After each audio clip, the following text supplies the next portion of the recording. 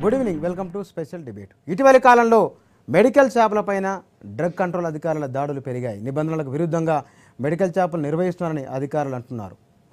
Doctor రాసిన prescription లేకుండా మందులు ఇవ్వకూడదని చెప్తున్నారు. గ్రామీణ ప్రాంతాలలో, మరీ వెనుకబడిన ప్రాంతాలలో డాక్టర్తో సంబంధం లేకుండా కూడా చిన్న చిన్న రోగాలకు మెడికల్ షాపులే మందులు ఇస్తున్నాయి. ఈ విషయంలోనే ప్రభుత్వం మధ్య, అధికారుల మధ్య, మెడికల్ షాపు యజమానుల మధ్య గొడవ జరుగుతున్నది. 28వ తేదీన మెడికల్ షాపుల బంద్కు పిలుపునిచ్చారు. నిజంగానే మెడికల్ షాపుల నిర్వహణ ఎట్లా ఉంది, ఎట్లా ఉంటే బాగుంటుంది, దీనిపైన మనం చర్చ చేద్దాం. చర్చలో పాల్గొనేందుకు ఫార్మా రంగ నిపుణులు సంజయ్ రెడ్డి గారు, అదేవిధంగా మెడికల్ షాప్ అసోసియేషన్ నాయకులు వేణుగోపాల్ గారు మన దగ్గర ఉన్నారు. ఇద్దరికి నమస్కారం అండి. సార్ వేణు గారు, నిబంధనలకు విరుద్ధంగా మెడికల్ షాపులు నిర్వహిస్తున్నారు.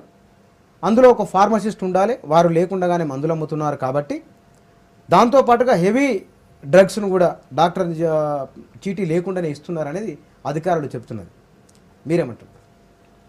అయితే ఇప్పుడు ప్రస్తుతము మీరు అన్నదాలు ఏంటంటే షెడ్యూల్ H1 డ్రగ్స్ చీటీ లేకుండా ఇస్తున్నారు అనే దాని మీదనే ప్రధానంగా ఇప్పుడు ఈ షాప్లో గోల మొదలైంది. షాపులను షోకాజ్ నోటీసులు ఇచ్చారు. అయితే ఈ ప్రిస్క్రిప్షన్ లేకుండా డ్రగ్స్ ఇచ్చారు అనేది కూడా వాస్తవం కాదు. ఎందుకంటే ప్రతి దానికి ప్రిస్క్రిప్షన్ ఉంటుంది. కానీ మన ఇండియా పరిస్థితులు కానీ, మన తెలంగాణలో కానీ, ఆంధ్రప్రదేశ్లో ఈ పరిస్థితుల్లో జనం ఎవరు చాలా సంవత్సరాలకు అలవాటైంది కాబట్టి ప్రతి ఒక్కరు ప్రిస్క్రిప్షన్ దగ్గర పెట్టుకోరు ఎవరెంబడి.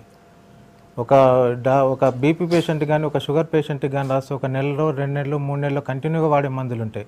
అట్లనే యాంటీబయాటిక్ రాసినా కూడా ఒక 7 డేస్ కానీ 14 డేస్ రాసే యాంటీబయాటిక్స్ ఉంటాయి. కాబట్టి వాళ్ళు ప్రిస్క్రిప్షన్ దగ్గర ఎవరు పెట్టుకోరు.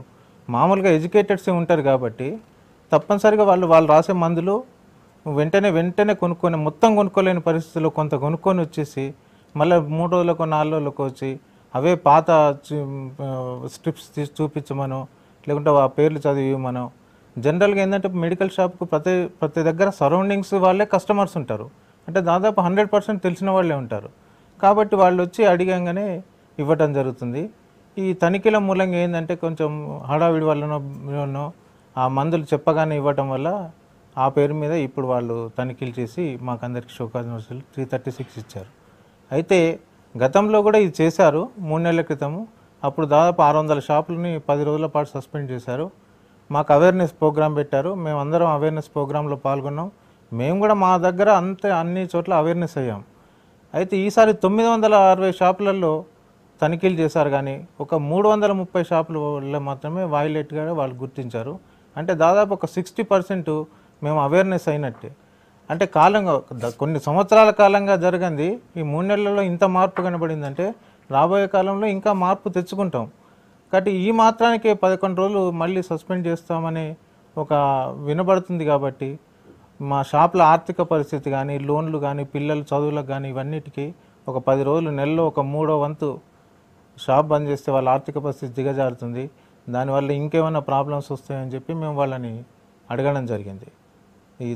దాన్ని కొంచెం ఈసారి దాన్ని రద్దు చేయండి, మళ్ళీ ఇంకా మేము అవేర్నెస్. అందుకే బంద్కు పిలుపునిచ్చారా? వాళ్ళు దానికి కొంచెం ఒప్పుకోలేదు. సరే నిన్న పిలిచి మళ్ళీ అన్నారు, కొన్ని సూచనలు చేశారు. మేము కూడా ఆలోచిస్తున్నాం. కానీ ఇప్పటికైతే బంద్ పిలుపు అట్లాగే ఉంది. సంజయ్ రెడ్డి గారు, సార్ మెడికల్ షాపులలో డాక్టరు రాసిన చీటీ లేకుండా మందులు ఇవ్వకూడదు అని అంటున్నారు. కానీ వారు ఏమంటున్నారు, ఒక మెడికల్ షాప్ ఉంటే కనుక దాని చుట్టుపక్కల సరౌండింగ్లో తెలిసిన వాళ్ళే ఉంటారు. దాదాపుగా ఒక మండల కేంద్రం అనుకుంటే కనుక మండలంలో 20, 22, 23 ఊర్లు ఉంటాయి. దాదాపుగా తెలిసిన వాళ్ళే ఉంటారు. 4, 5, 2, 3 మెడికల్ షాపులు ఉంటాయి. ప్రతిసారి డాక్టర్ దగ్గరికి వెళ్ళి రాయించుకొని రావడం సాధ్యం కాదు. తెలిసిన వాళ్ళే కాబట్టి ఇష్టం, అందులో తప్పే ఉంది అని అంటున్నారు. అయితే సార్ ఇక్కడ విషయం ఏంటంటే, సార్ చెప్పింది ఏంటంటే ఆ సరౌండింగ్లో ఉన్న పేషెంట్స్ ఆ మెడికల్ షాపు యజమానికి తెలుసు అంటున్నారు. కానీ ఇక్కడ ఫర్ ఎగ్జాంపుల్ పట్టణానికి వెళ్ళినప్పుడు, అంటే మారుమూల పల్లెటూరు నుంచి పట్టణానికి వైద్యానికి వెళ్ళినప్పుడు ఆ డాక్టరు ఏదైతే మెడిసిన్స్ రాస్తాడో ఆ ప్రిస్క్రిప్షన్లో లభించే మెడిసిన్స్ ఆ యొక్క మెడికల్ షాప్లోనే లభిస్తున్నాయి. ఈ మధ్యన మన హైదరాబాద్లో తీసుకున్నా కానీ అదే విధంగా జరుగుతుంది. అయితే ఏ విధంగా సరౌండింగ్స్ వాళ్ళు తెలుపుతారు, ఆ మెడిసిన్స్ వేరే దగ్గర లభించట్లేదు.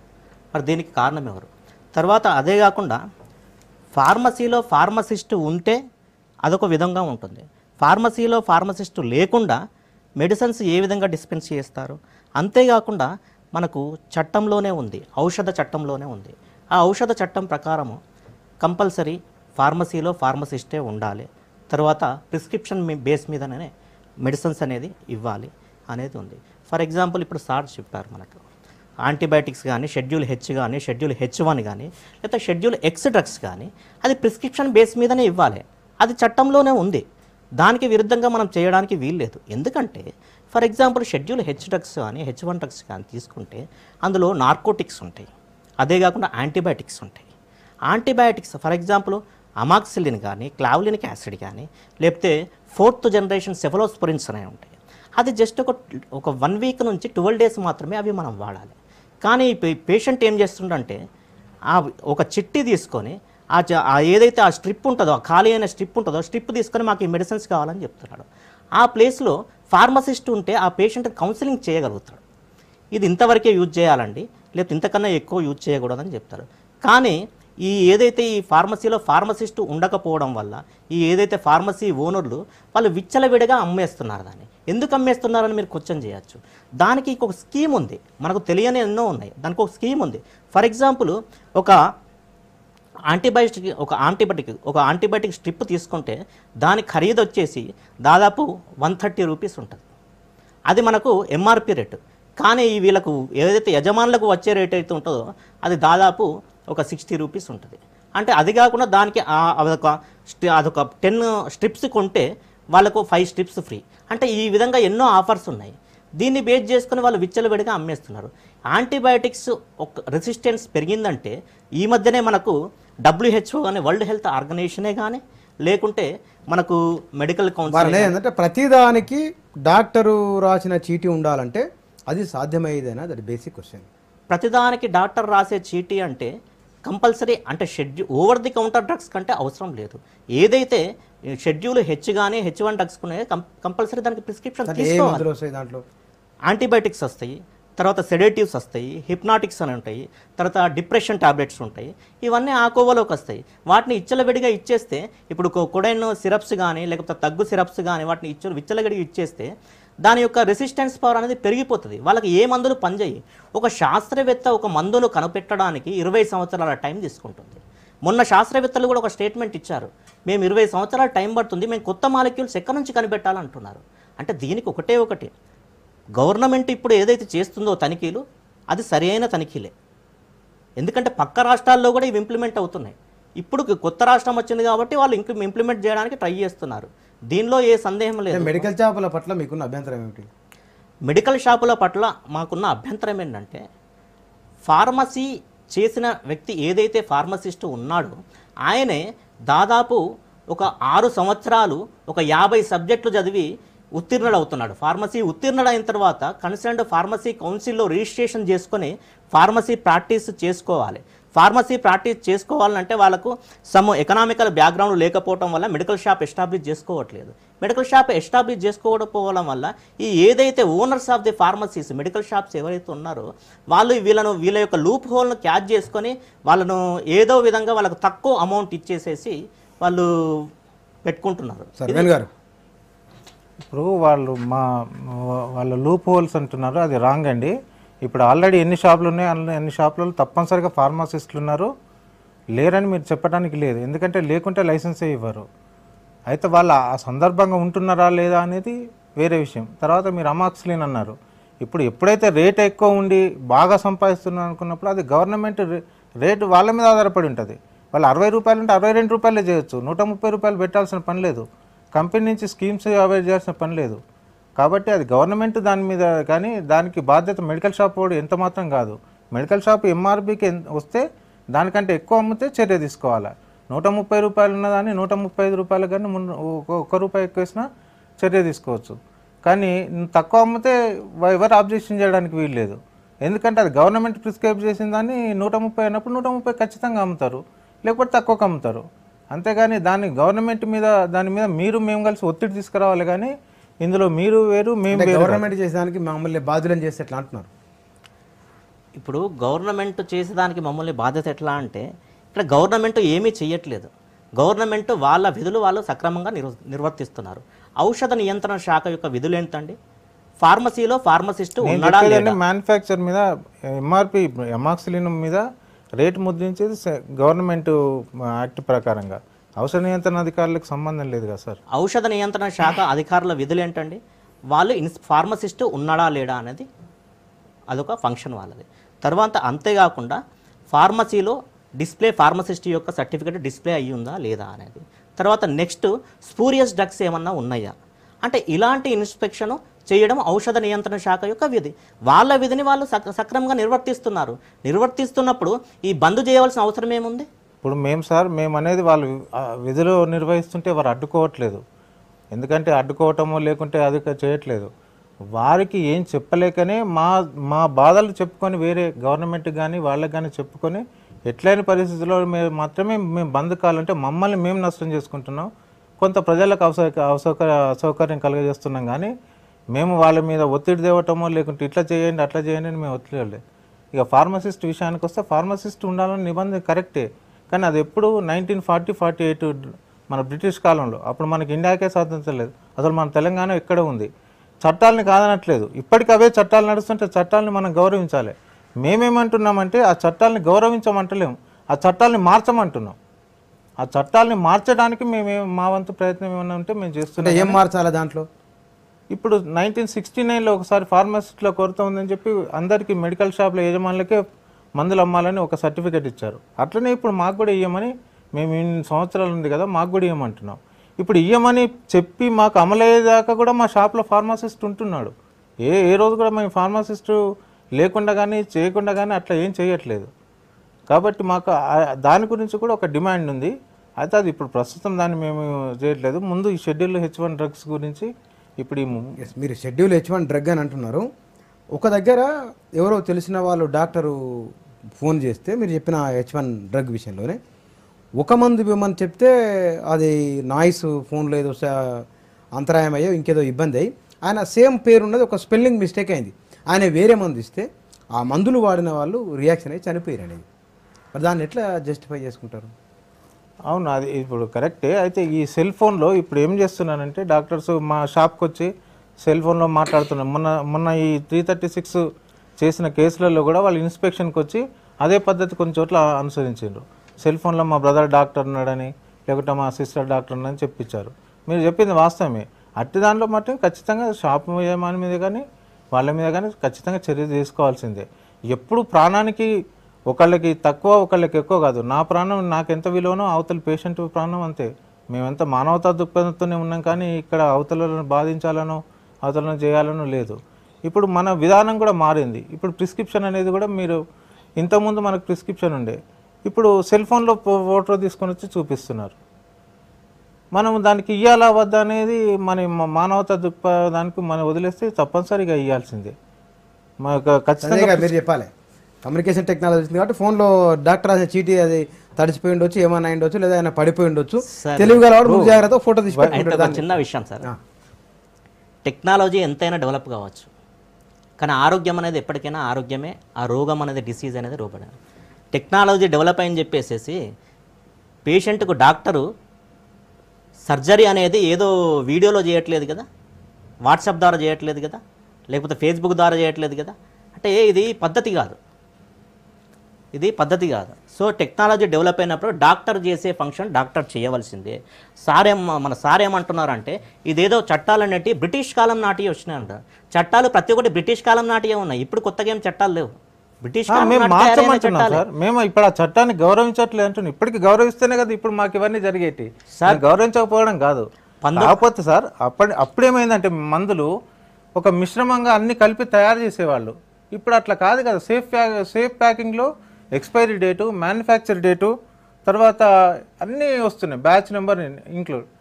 కాబట్టి మామూలుగా ఆ ఆస్థాలిన్ ఇన్హేలర్ అనుకోండి, ప్రిస్క్రిప్షన్ తీసుకొస్తే ఆస్థాలిన్ ఇన్హేలర్ ఇవ్వడానికి ఫార్మసిస్ట్ ఒకవేళ ఇప్పుడు మీరు అన్నట్టు ఇంతకుముందు ఆస్థాలిన్ ఇన్హేలర్ కాక ఇంకోటి నేను ఇచ్చి ఆస్థాలిన్ ఇన్హేలర్ బదులు ఇంకోటి ఫార్మసిస్ట్ ఇద్దరికి ఒకటే చట్టం కింద ఒకటే నేరంగా పరిగణిస్తారా, లేకపోతే ఫార్మసిస్ట్ అయినందుకు తక్కువ నేరం మాకు ఎక్కువ నేరం పరిగణిస్తారా? అది కాదు కదా సార్. ఇప్పుడు కాంప్లికేషన్స్ అనేటివి disease complication, multiple disease complications వస్తున్నాయి. ఒక ఏజ్డ్ పేషెంట్ అంటే ఒక గేరియాట్రిక్ పేషెంట్స్ని తీసుకుంటే వాళ్ళకు న్యూరో ప్రాబ్లమ్స్ ఉండొచ్చు, డయాబెటీస్ ప్రాబ్లమ్స్ ఉండొచ్చు, హార్ట్ ప్రాబ్లమ్స్ ఉండొచ్చు. అంటే ఒక డాక్టరు ఫర్ ఎగ్జాంపుల్ డయాబెటిక్ సంబంధించిన డాక్టరు ఒక ప్రిస్క్రిప్షన్ రాస్తాడు. అదే హైపర్ టెన్షన్ కార్డియాక్ సంబంధించిన డాక్టర్ ఇంకో గుండెకు సంబంధించిన డాక్టర్ ఇంకో ప్రిస్క్రిప్షన్ రాస్తాడు. ఈ రెండు ప్రిస్క్రిప్షన్లో ఒకే మెడిసిన్ ఉండే అవకాశం ఉంది. అయితే మన ప్రిస్క్రిప్షను మెడికల్ షాప్కి వెళ్ళినప్పుడు కానీ ఫార్మసీకి వెళ్ళినప్పుడు కానీ ఒక ఫార్మసిస్ట్ ఉంటే దాన్ని రియలైజ్ అవుతాడు, దీంట్లో ఉన్న మెడిసిన్ దీంట్లో ఉన్న మెడిసిన్ 1-2 రకాలు ఒకే విధంగా ఉంది కాబట్టి నువ్వు ఈ మెడిసిన్ వాడొద్దని చెప్పగలుగుతాడు. ఆ ఫార్మసిస్ట్ లేకపోతే అది మిక్చర్స్ కావచ్చు, లేకపోతే ఇదేని కావచ్చు. ఫార్మసిస్ట్ లేకుండా అంటే ఒక ఫార్మసిస్టు 50 సబ్జెక్టు చదివి ఎన్నో ల్యాబ్స్ చేసి అన్ని రీసెర్చ్ చేసి ఈ ఫార్మసీలో ఉండడానికి ఉంటే వీళ్ళు మేము ఇష్టారాజ్యంగా మేము ఇచ్చుకుంటామంటే వీళ్ళకు ఎథిక్స్ అనేది ఉంటుంది. అంటే నేను ఎథిక్స్ అంటే ఫార్మసీ చదివిన వాళ్ళకి ఏంటంటే వాళ్ళకు భయం అనేది ఉంటుంది. అంటే మేము డిస్పెన్స్ చేస్తే మా రిజిస్ట్రేషన్ అంటే మేము రాంగ్ డిస్పెన్స్ చేస్తే మా రిజిస్ట్రేషన్ క్యాన్సిల్ కావచ్చు. వీళ్ళకి ఏం లేదు కదా, ఎందుకు కాదు, వీళ్ళకి ఏముంటది? ఇప్పుడు మీ ముందే ఉంది శిక్ష. వీళ్ళకి ఏముంది? 336 షాప్స్ ఎందుకు చేస్తున్నారు? వైలేట్ చేసినట్టే కదా. వీళ్ళకి ఏం శిక్ష ఉంది? ఇప్పుడు ఈ 336 ఉన్న షాప్ లో ఉన్న ఫార్మసిస్ట్ కి ఏం వైలేషన్ ఇవ్వలే కదా, యజమానికే ఇచ్చారు కదా 11 రోజులు. మీరు ఎట్లా అనుకుంటున్నారు? అది కాదు కదా, యజమానికి ఇవ్వడం కాదు. వీళ్ళు బేసికల్ గా ఫార్మసిస్ట్ నే పెట్టుకోలేదు. ఇప్పుడు మేము ఏమంటున్నాం సార్, ఫార్మసిస్ట్ మేము గౌరవించట్లేదు. ఇప్పుడు మీరు అనేది ఏంటంటే కాంపోజిషన్ అన్ని రాయాలండి, జనరల్ నేమ్స్ అన్ని. ఇప్పుడు గ్లైస్ఫేజ్ ఉంది, మెట్ఫార్మిన్ అని రాస్తే మీకు మీరు చెప్పేదానికి కరెక్ట్ ఉంటుంది. గ్లైస్ఫేజ్ అని రాస్తున్నారు కదా డాక్టర్లు, మెట్ఫార్మిన్ అని ఎవరు రాయట్లేదు కదా. మెట్ఫార్మిన్ అని రాసినప్పుడు అవును ఇది అది ఒకటే అని చెప్పి నేను మందులో ఎట్లా ఉన్నా ఇప్పుడు దానికి కాదు. ఇప్పుడు ప్రతిసారి డాక్టరే రాయాలనంటే ఎంతమంది క్వాలిఫైడ్ డాక్టర్స్ ఉన్నారు? ఎక్కడో ఒక రూరల్ విలేజ్ ఉంటుందండి, మారుమూల గ్రామం ఉంటుంది. మారుమూల గ్రామంలో డాక్టర్ ఉండడు. డాక్టర్ ఫీజు ఇవాళ మినిమం 50 రూపాయలు ఉంది. ఇంకా కొంచెం కాస్ట్ డాక్టర్ అయితే 100 నుంచి 500 దాకా ఉంది ఆయన ఫీజు. ఇట్లా ముట్టుకుంటే 500 రూపాయలు ఇవ్వాలి. మామూలు జనము 100నో 50 కేవలం డాక్టర్కి ఇచ్చి మళ్ళీ 200-300 రూపాయలు మందులు కొనే పరిస్థితి ఉందా? అట్లాంటప్పుడు ఈ నిబంధన అది ఇంత స్ట్రిక్ట్గా అమలు చేయడం అనేది ఒక అభిప్రాయం ఉంది. ఓకే, అయితే వాస్తవంగా మనం మారుమూల పల్లెటూరు వెళ్ళినప్పటికీ అక్కడ మెడికల్ షాప్ ఉంటుందా లేదా? మెడికల్ షాప్ అయితే ఉంటుంది కదా. మెడికల్ షాప్ మెడికల్ షాప్ ఉంటుంది. మెడికల్ షాప్లో మనం ఒక హాస్పిటల్కి వెళ్ళినప్పుడు మనం డాక్టర్ తోటి ట్రీట్మెంట్ చేయించుకుంటామా, కంపౌండర్తో ట్రీట్మెంట్ చేయించుకుంటామా? డాక్టర్ ఉన్నాడా అని అడుగుతాం. ఫర్ ఎగ్జాంపుల్ మల్టీ స్పెషాలిటీ హాస్పిటల్కి అయినప్పుడు కన్సర్న్డ్ హార్ట్ స్పెషలిస్ట్ ఉన్నాడా, గుండె జబ్బుకు సంబంధించిన డాక్టర్ ఉన్నాడా అడుగుతాం. లేకపోతే షుగర్ జబ్బుకు సంబంధించిన డాక్టర్ ఉన్నాడా అని అడుగుతాం.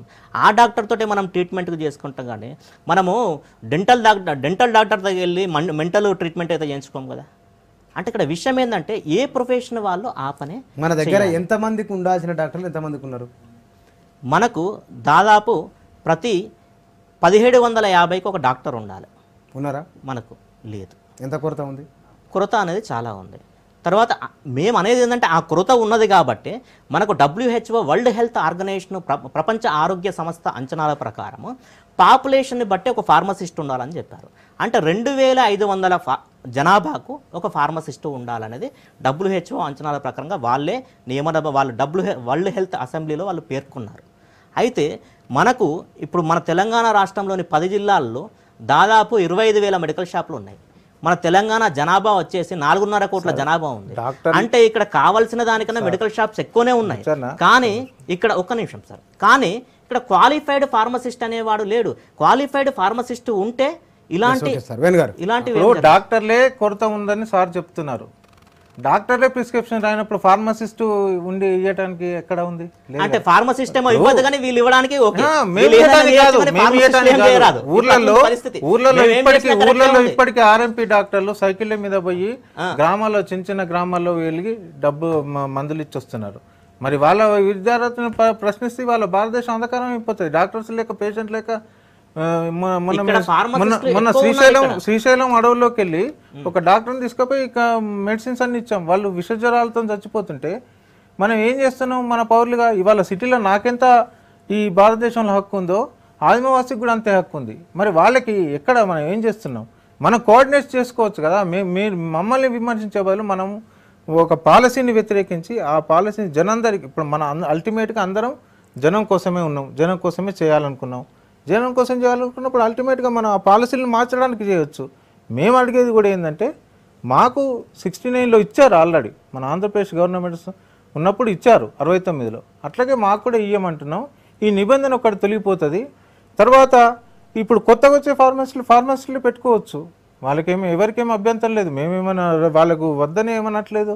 ఇప్పుడు వీరు అనేది ఏంటంటే మేము ఏదన్నా చేయొచ్చు, మాకు ఏదో 1960 ఆ టైంలో మాకు సర్టిఫికెట్స్ ఇచ్చిండ్రు.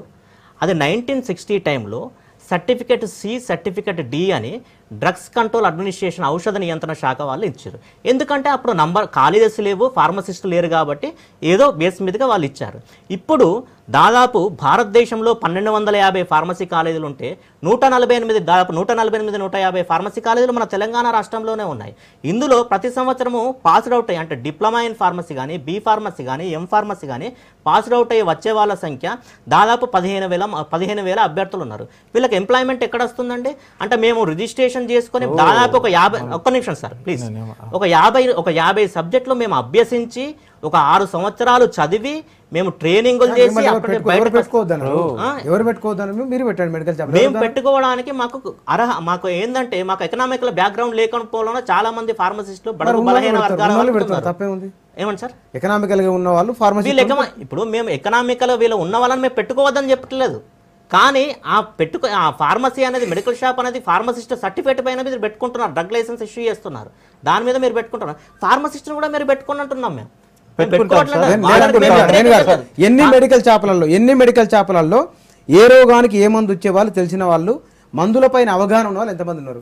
రోగానికి మందు ఇచ్చి తెలియాల్సిన అవసరము ఇక్కడ లేదు సార్. ఇవాళ రేపు డాక్టర్, ఇప్పుడు ఒకసారి ఎగ్జాంపుల్ సార్, డాక్టర్ ఒక ప్రిస్క్రిప్షన్ రాస్తాడు, అది కాదు ఇది వాడు అని నేను చెప్తే తీసుకుంటారా? ఫార్మసిస్ట్ చెప్తే తీసుకుంటారా? ఇవాళ ఆ పరిస్థితి లేదు కదా ఇక్కడ. మేము చెప్తే తీసుకోరు, వారు అడిగిన దానికి నేను చెప్తున్నాను. నేను ఏమంటున్నా అంటే ఇప్పుడు మీరు అన్నది ఫార్మసిస్ట్ మేము ఉంటారు, వాళ్ళు మాతో 16 గంటలు పనిచేస్తారా? 16 గంటలు ఉంటారా? 16 గంటలు లేబర్ యాక్ట్ ఎక్కడ ఉందండి? లేదు, లేబర్ యాక్ట్ 8 అవర్సే ఉంది. 8 అవర్స్ అంటే ఏదో ఎక్స్క్యూజ్ చేసి 9 అవర్స్ 10 అవర్స్ ఫార్మసిస్ట్ చేయగలుగుతారు. మీరు ఏమన్నా చేయని ఒకటండి, డాక్టర్తో సంబంధం లేకుండా ఇచ్చే మందులు ఏమేమి ఉన్నాయి? డాక్టర్తో సంబంధం లేకుండా ఇచ్చే మందులు అంటే ఇప్పుడు మనకు పారాసెటమాల్ కానీ, లేకపోతే నిమెస్లైడే కానీ. రోగం పేరు చెప్పు, గోలి పేరు కాదు. రోగం అంటే ఇప్పుడు జ్వరానికి సంబంధించినవి కానీ, జలుబుకు సంబంధించినవి కానీ, ఇవి చిన్నవి డాక్టర్కు. అంటే దగ్గు, జలుబు, జ్వరము. దగ్గు కాదు, దగ్గు కూడా మనకు షెడ్యూల్ బేస్ మీదనే అదే డాక్టర్ ప్రిస్క్రిప్షన్ కావాలి. ఇప్పుడు డాక్టర్ లేని దగ్గర దగ్గు వచ్చిన వాళ్ళు ఎక్కడ పోవాలి? డాక్టర్ దగ్గరికి పోవాలా? డాక్టర్ దగ్గరికి పోవడం కాదు, అక్కడ క్వాలిఫైడ్ ఫార్మసిస్ట్ ఉండాలన్నదే మా ఇంటెన్షన్. క్వాలిఫైడ్ ఫార్మసిస్ట్ ఉంటే తర్వాత మేము గవర్నమెంట్ ఫార్మసిస్ట్ అనేది ఒక అంశం అనుకుందాం. ఓకే, డెఫినెట్ గా ఒక అంశం అనుకుందాం. రెండోది ప్రిస్క్రిప్షన్ ఉండాలనేది ఎంతవరకు సమంజసం అంటున్నా? అది సాధ్యమేనా మన దగ్గర? సాధ్యాసాధ్యాలు ఏమిటి అనేది ఇది ఏదైతే ఉందో ఈ రూల్స్ అనేవి పక్క రాష్ట్రాల్లో ఇంప్లిమెంట్ అవుతుంది, అంతటా జరుగుతుంది. మన దగ్గర ఎందుకు జరగట్లేదు? మహారాష్ట్రలో జరుగుతుంది, గోవాలో జరుగుతుంది, తమిళనాడులో జరుగుతుంది, కేరళలో జరుగుతుంది, రాజస్థాన్లో జరుగుతుంది. ఇట్లా ఎన్నో మోడల్స్ ఉన్నాయి. డాక్టర్లు సరిపోయి ఉన్నారా ఎక్కడ? అక్కడ మిగతా రాష్ట్రాల్లో డాక్టర్లు సరిపోయే ఉన్నా కానీ లేకున్నా కానీ అక్కడ కంపల్సరీ ప్రిస్క్రిప్షన్ బేస్ మీద కాకున్నా కానీ అక్కడ క్వాలిఫైడ్ ఫార్మసిస్టులు అనే వాళ్ళు ఉన్నారు. 100% క్వాలిఫైడ్. పరిష్కారం ఇప్పుడు ప్రిస్క్రిప్షన్ కాబట్టి ఇప్పుడు సార్ చెప్పిన రాష్ట్రాల్లో కూడా ఎక్కడ ఈ ప్రిస్క్రిప్షన్ లేదు. మారాలి, ఇండియా మారాలి, అంతటా మారాలని కోరుకుందాం. పాజిటివ్నెస్కు మనం కంపల్సరీ వ్యతిరేకమేం కాదు, కానీ కొంత టైం గ్యాప్ కావాలి. 40 సంవత్సరాలు 60 సంవత్సరాలు అసలే తెలంగాణ వెనుకబడి 60 సంవత్సరాల నుంచి పోట్లాడితే ఇప్పుడు వచ్చింది. ఈ ఒక్క నిబంధన కోసం ఇంకో 10 సంవత్సరాలు పోట్లాడతాము. ఇప్పుడు మేము కూడా డ్రగ్ డిపార్ట్మెంట్ వారికి పరిష్కారం ఎందుకు మాటలు చెప్పండి, వారిని చెప్పమని చెప్పండి. పరిష్కారం ఏంటన్నది పరిష్కారం నిబంధనల ప్రకారం ఖచ్చితంగా ప్రిస్క్రిప్షన్ మీద మేము ఇస్తాము, కానీ కొంచెం మాకు వెసులుబాటు కావాలి, టైం కావాలి. పాత ప్రిస్క్రిప్షన్స్కి ఆబ్జెక్షన్ చేయద్దు. కొత్తగా యాంటీబయాటిక్స్ అయితే మేము ఇవ్వము. మేము అదే సూచనలు నిన్న డిఐజీ గారికి కూడా మేము చేసాము. థ్యాంక్ యూ అండి సంజయ్ రెడ్డి గారు, వేణు గారు, థ్యాంక్ యూ అండి ఇద్దరికి. ప్రభుత్వ నిబంధనలు ఉల్లంఘించిన వారిపైన చర్యలు తీసుకోవచ్చు, కానీ అట్ ద సేమ్ టైం ఎంతమందికి ఎన్ని డాక్టర్లు ఉండాలనో ప్రభుత్వ పరంగా చేసిన తర్వాత ఎలాంటి ఏ చర్య తీసుకున్న ఇబ్బంది లేదు అని చెప్తున్నారు. Thank you.